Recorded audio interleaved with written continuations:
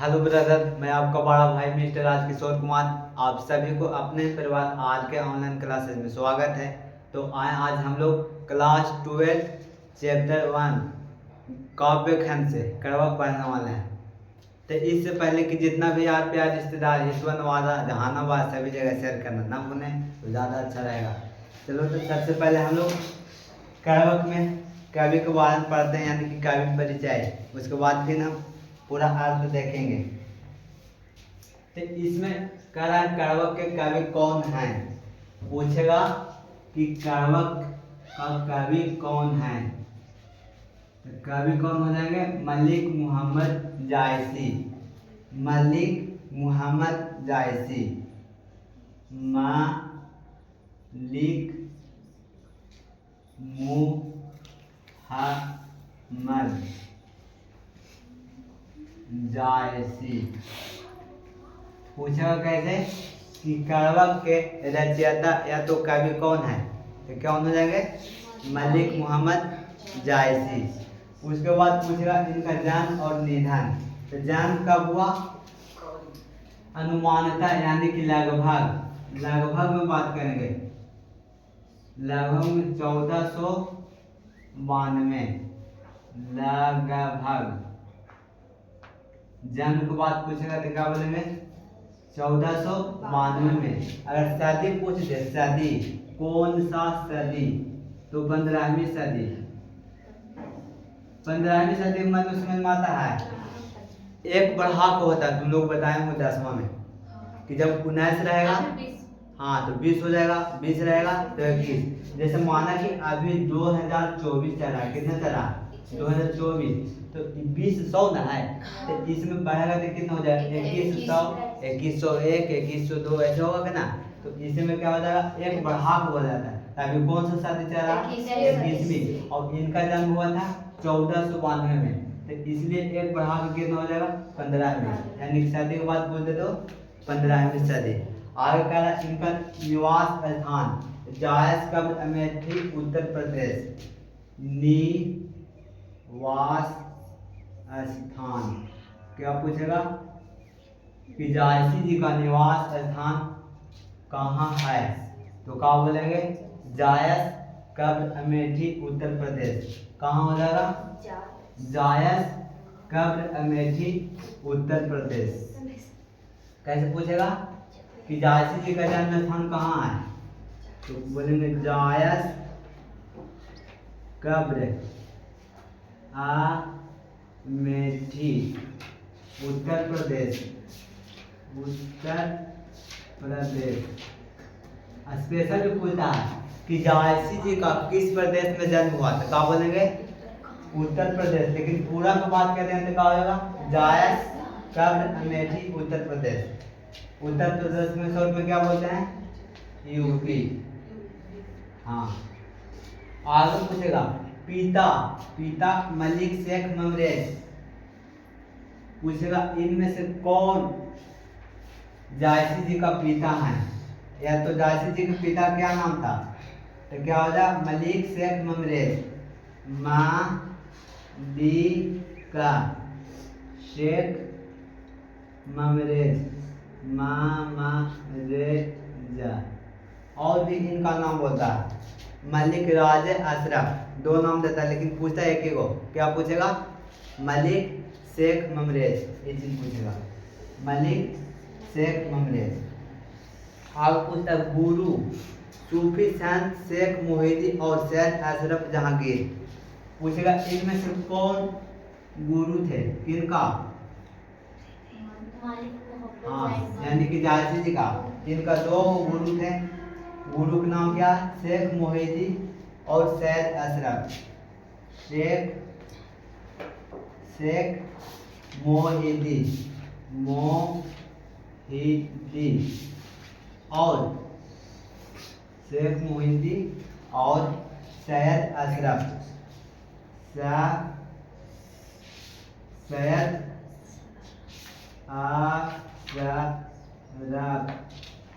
अशरफ। अब पूरा बात करेंगे तो जहांगीर भी होता है। सैयद अशरफ जहांगीर।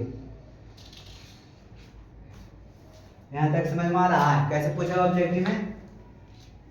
शुरू लिखते हैं गुरु के लिए बात। चलो यहाँ कैसे लिखाएगा?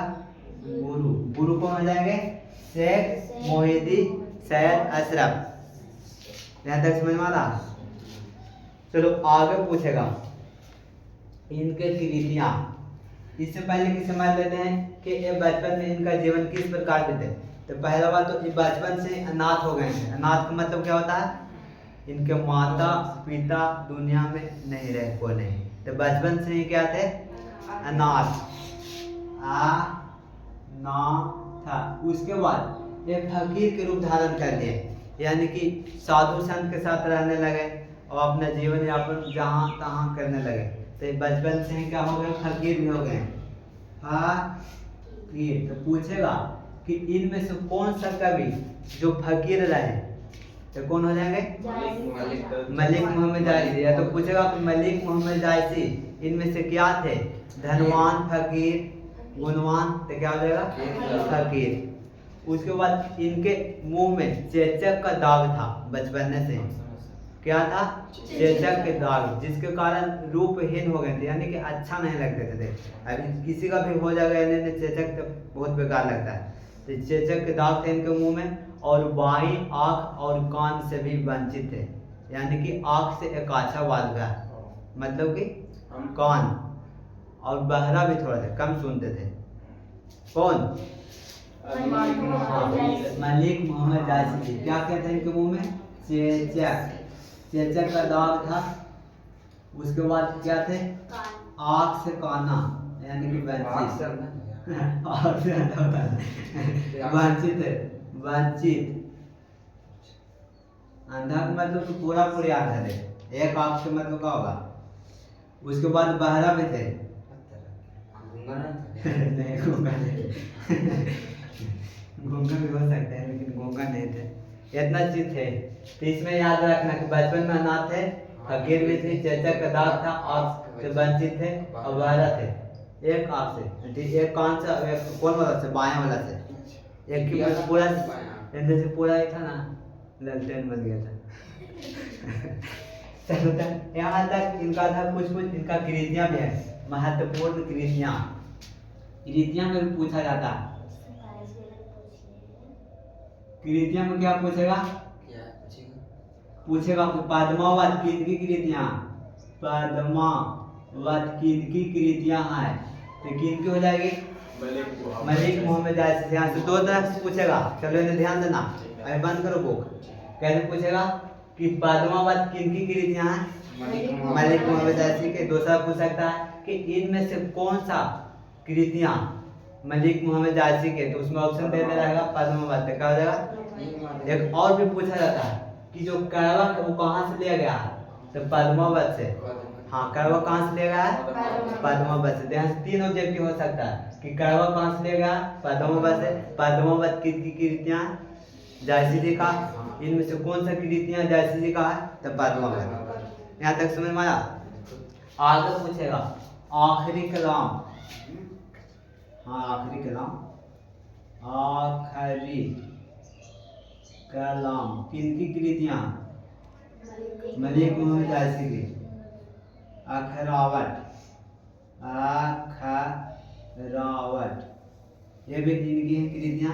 एक और पूछता है चित्ररेखा। चित्ररेखा किनकी कृतियां? जायसी। हाँ, कुछ भी ऐसे बहुत सारा इनकी कृतियां, लेकिन जो पूछने लायक रहता है ज्यादातर यही पूछ, सबसे ज्यादा पद्मावत के बारे में पूछा जाता है। और चित्ररेखा, इसमें जितना भी चार है ना, सब पूछा गया है। तो ये इसमें इम्पोर्टेंट है, तो बहुत मन हो जाता है, लेकिन उतना लिखने से कोई फायदा नहीं। तो क्या करना है कि यहाँ तक स्क्रीनशॉट ले लो, ज़्यादा अच्छा रहेगा। और बाकी फिर आगे इसके आज पढ़ते हैं।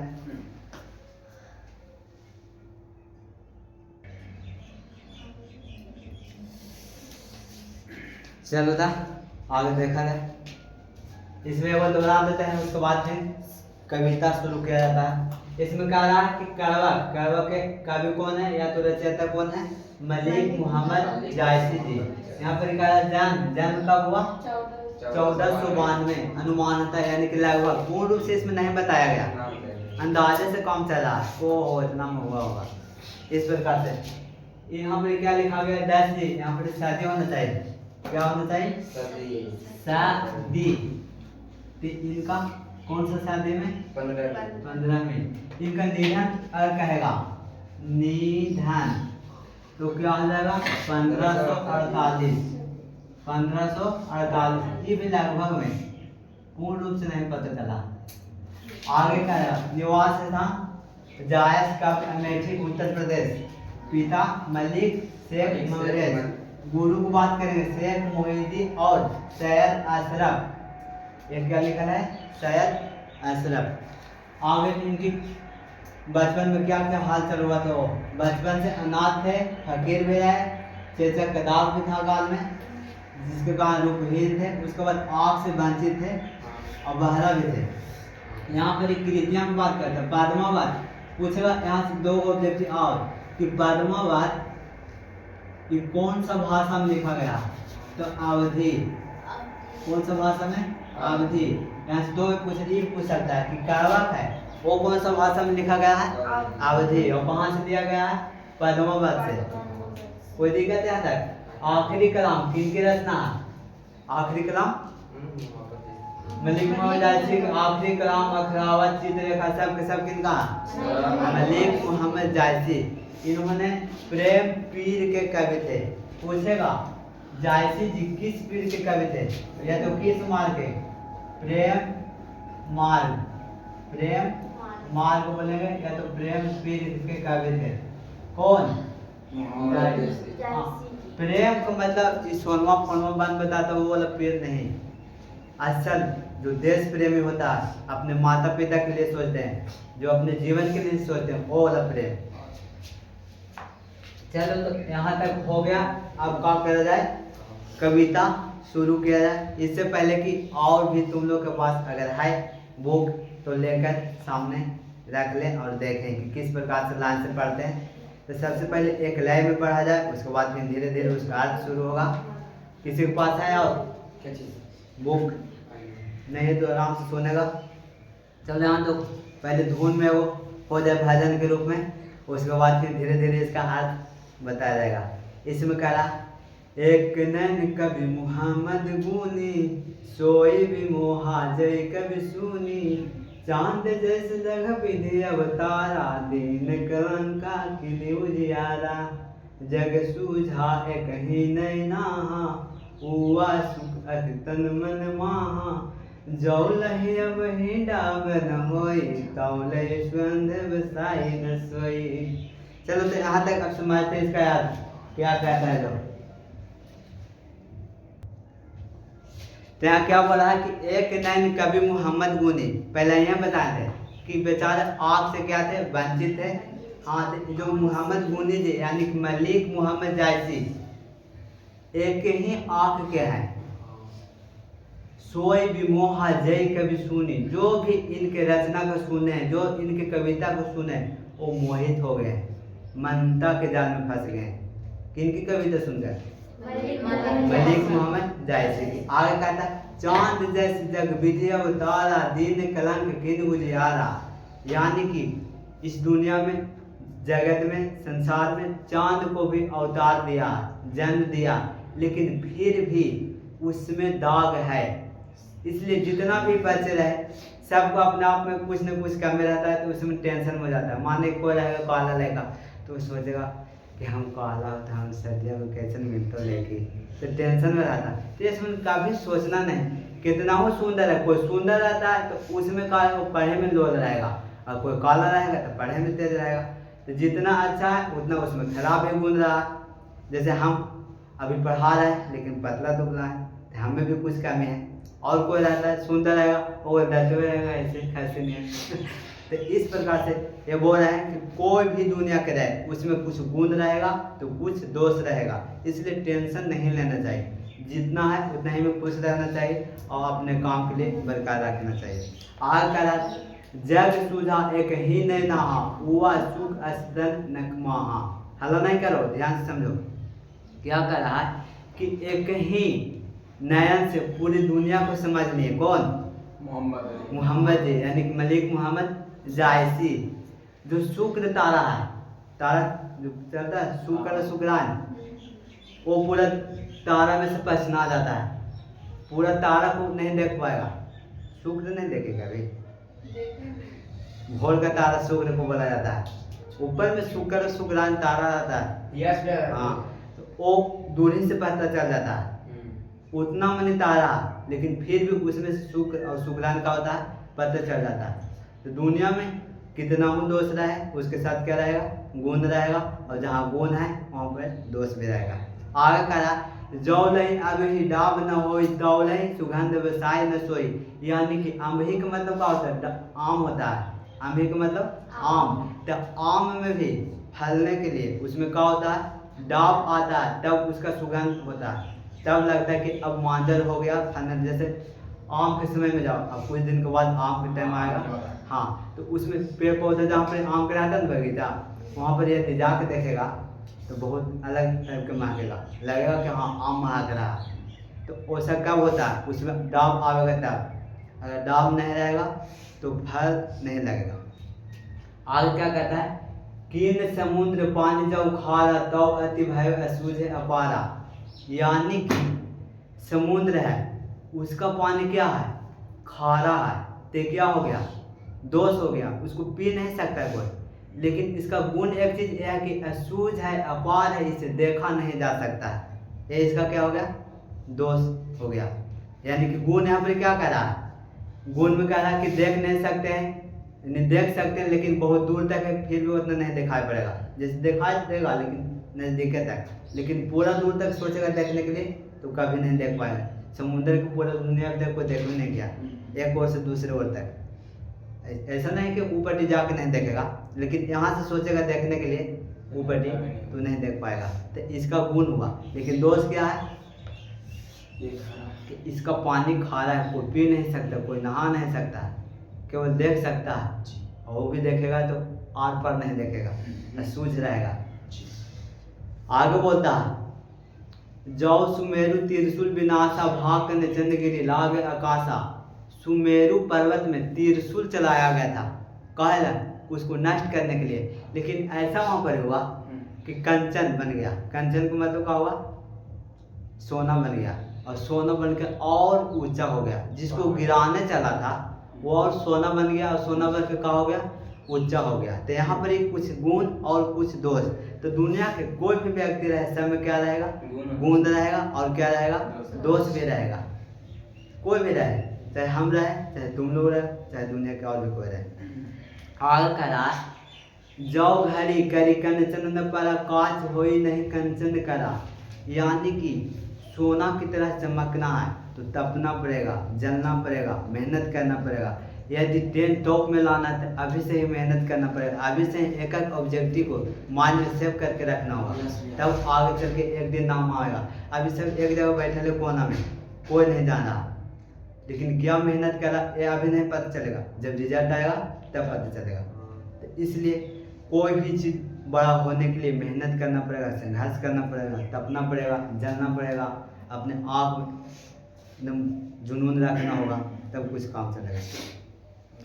आजकल एक लेन जैसे दर्पण और ते निर्मल भाव सब रूपवत गए मुख जो वही कई चाओ, यानी कि ये अपना आँख का तुलना किससे किए हैं, दर्पण से। पूछेगा कि जायसी जी अपनी आँख की तुलना किससे किए हैं, दर्पण से। दर्पण का मतलब आईना से।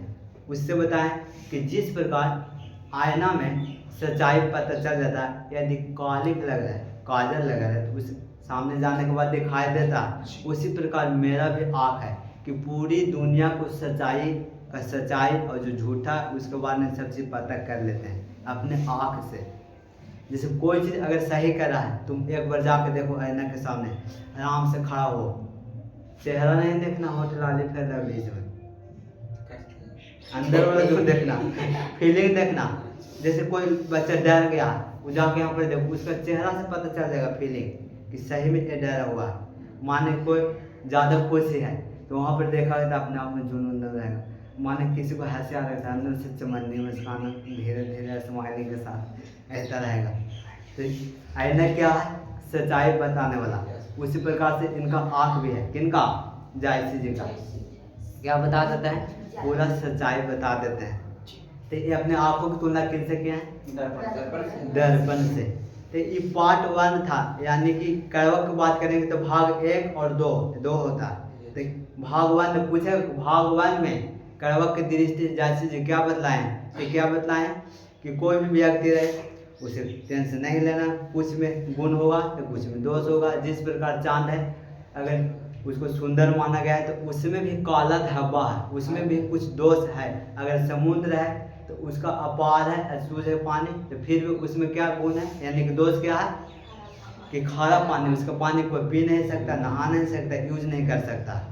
इस प्रकार से ये पहला भाग खत्म होता है। दूसरा भाग क्या कहता है उसे भी थोड़ा बहुत लाइव में सुना जाए, उसके बाद आगे पढ़ते हैं एक एक करके। इसका थ्योरी निकालते हैं हम आराम से। हाँ, बस आराम से अगर समझेगा तो हो जाएगा। नहीं समझ, कविता केवल समझने की चीज़ है, और कविता से ज़्यादा काम आता है सब्जेक्टिव में। क्योंकि जब भी कविता पढ़ाते हैं तो उससे जो भी ज़्यादा आता व्यक्ति कहाँ से आएगा? कविता से, कवि परिचय से। लेकिन सब्जेक्टिव के लिए ज़्यादा काम आएगा वो जो अर्थ रहता है वहाँ से आता है। चलो तो दूसरा में क्या बोलता है? कह रहा मुहम्मद यही कवि जोड़ी सुनावा, सुना जो प्रेम पीरगा पावा, जोरी लाई रकत के लई, गाढ़ी प्रीति नंजल भई। तो इसमें क्या करा है कि मुहम्मद यदि कवि जोड़ी सुनावा, यानी कि जिस प्रकार से कौन जो लेबर के साथ मिस्त्री काम करते हैं, ईटा को एक एक करके जोड़ के तल्ला से 2 तल्ला से 4 तल्ला बना देता, उसी प्रकार से कवि जी भी एक एक शब्द को जोड़ कर सुनाए हैं, लिखे हैं। जो अच्छा बात है, जिससे कुछ अंदर से जुनून जाग रहा है, लग नहीं रहा है इनकी कविता सुन के, तो जोड़ कर लिखे हैं। कौन लिखे वैसा? सुमाइली महाराज। चलो आगे देखें। हाँ, जायसी जी आगे कहता है सुना जो प्रेम पीर गाँव पावा। जो भी इनके कविता को सुने अंदर से प्रेम का दर्द अनुभव हुआ। कौन वाला प्रेम? फिर से बोलते हैं, सोनवा वाला फनवा वाला नहीं, जो ठंडा वाला। हाँ, ठंडा वाला, ऐसा कुछ फीलिंग होता। जोरी लाई रकत के ले, यानी रकत की लेई से जोड़ कर लिखे। पूछेगा किस प्रकार से लिखे इनके कविता, पूछेगा ऑब्जेक्टिव पूछा तो रकत की लेई से जोड़े हैं। किस पर? हाँ, रक्त किसको बोलता है? खून के। रुधिर, रोहित, लोहित, इसमें किसको बोला जाता है? खून का। हाँ, और कह गाजी प्रीति ने जल भई, औ मन जानी कवित अस किन्हा, मकुआ रह जगत में चिन्हा। यानी कि दुनिया में कुछ भी है तो क्या केवल रह गया? उनका चिन्हा रह गया। और ऐसा चाहते हैं कौन? मलिक मोहम्मद जायसी जी। क्या चाहते हैं कि दुनिया में कुछ रहे या ना रहे, बस के मेरा नाम रहना चाहिए, इससे बढ़कर कुछ नहीं है। आगे कहता है कहाँ सोई रतन सेन अस राजा, कहाँ हुआ सुख असी बुद्धि राजा, कहाँ अलाउद्दीन सुल्तानू, कहाँ राघव जय किन बखानू। यानी कि इस दुनिया में रतन सेन राजा वो भी कहाँ रह पाए हैं, जो भी विद्वान चालाक बुद्धिमान उप राजा थे और क्या थे, तोता थे, सुगा थे, वो भी अब नहीं रह पाए। यहाँ तक कि पद्मावती सुंदर महिला थी, सुशील महिला थी, वो भी ये दुनिया में नहीं रह पाए। हाँ, अलाउद्दीन सुल्तानू ये भी दुनिया में क्या कहे, नहीं रह पाए। तो दुनिया में जितना भी व्यक्ति आए हैं वो एक दिन जाना ही पड़ेगा। इसलिए अच्छा कर्म करे, ऐसा कुछ करे कि जिंदगी भर नाम रहे, मरने के बाद भी उनका नाम चले। जितना भी भारत के महान महान नेताएं थे, उन्होंने क्या किए, कुछ ऐसा देश के लिए कर दिए, वो दुनिया छोड़ के चल गए। लेकिन प्रत्येक वर्ष उनकी पूजा होता है, हमेशा हर एक जगह पर क्या किया जाता है, याद किया जाता है। आगे देखो क्या कहता है, धन्य सो पुरुष अस्कृति जासु, फूल मरे पर मरे न बासु। यानी कि फूल भी मर जाता लेकिन उसका सुगंध कभी नहीं जाता।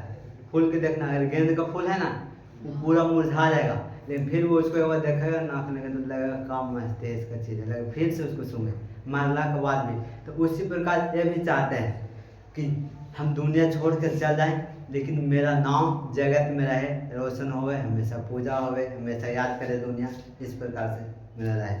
कहीं न जगत जस बेचा कहीं न नील जस मोल, जो है पढ़े कहानी हम सबरे दुई बोल। यानी कि जो भी इस कहानी को पढ़ा मोह ममता छोड़ दिए, अपने देश के प्रति सोचने लगे, इस प्रकार करने लगे। तो यहाँ से एक कविता खत्म होता है और अगला पंक्ति में यानी कि अगला वीडियो में क्या आने वाला है, ऑब्जेक्टिव और सब्जेक्टिव। यदि अच्छा लगा तो शेयर करें, सब्सक्राइब करें और कमेंट करना तो बिल्कुल ना भूलें, क्योंकि ठंडा का टाइम है और ठंडा के टाइम में विटामिन डी लेना बहुत ज़रूरी है, इसलिए विटामिन डी के लिए कमेंट चाहिए। चलो तो अगला वीडियो में क्या होगा, सब्जेक्टिव और ऑब्जेक्टिव।